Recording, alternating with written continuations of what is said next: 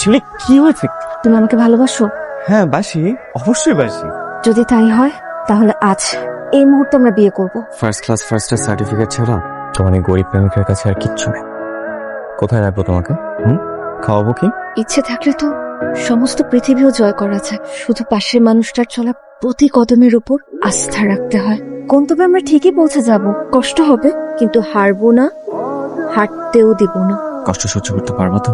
কষ্টের পর যদি সুখ আসে তাহলে তো কষ্ট করাটাই শ্রেয়। আর পছন্দের মানুষটাকে অন্তত ভালো তো বাসতে পারবো। বাবা এসো না, বসো বাবা। আমি অন্যের বাসায় সোফায় বসি না। শিউলি কাপড়গুলো হয়ে। আসসালামু আলাইকুম বাবা। বাবা আপনি বসেন না, শিউলি বাবার জন্য একটু চা করে নিয়ে আসুন। বাবা তুমি বসো, আমি তোমার জন্য চা নিয়ে আসছি। বাবা আপনি বসুন না। তোমাকে ব্যস্ত হতে হবে না। গাড়িতে কিছু আসবাবপত্র রাখা, লেবারকে বলে ওগুলো একটু নামানোর ব্যবস্থা করো। আসবাবপত্র? হ্যাঁ, ওরা অনেকক্ষণ যাবত ওয়েট করছে, তুমি একটু দ্রুত নামানোর ব্যবস্থা করো। সরি বাবা, আপনি আমাদেরকে চলে যেতে হবে। কি বলছো? বললাম যে অপেক্ষা করে কোনো লাভ নেই, এই আসবাবপত্র আমার ঘরে ঢুকবে না। কি বলছো তুমি? আমি আমার মেয়ের জন্য অনেক কিছু করতে পারি। ওগুলো এনেছি আমার মেয়ের সুখের জন্য। বেয়াদবি নেবেন না বাবা, কিন্তু আপনার মেয়ে যতদিন আপনার বাড়িতে ছিল ততদিন তার দেখভালের দায়িত্ব আপনার ছিল, কিন্তু আপনার মেয়ে এখন আমার স্ত্রী, তাই ওর দেখভালের দায়িত্ব এখন আমার। আমি জানি আমার সংসারে শিউলিকে খুশি রাখার মতো তেমন কিছুই নেই, কিন্তু আমি চাই আমার নিজ হাতে ওর সব ভালো লাগার জিনিস দিয়ে এই ঘরটাকে গুছিয়ে তুলতে। টিপিক্যাল মিডল ক্লাসদের এক সমস্যা, চাল নেই চুলো নেই, শুধু কথার রব। আব্বা আপনি ছোটবেলায় বৃত্ত এঁকেছেন?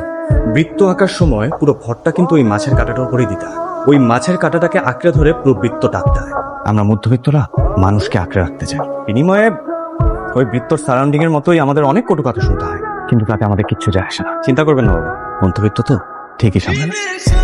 শিউলি শিউলি গরু মেরে জুতা না, আমি আসি।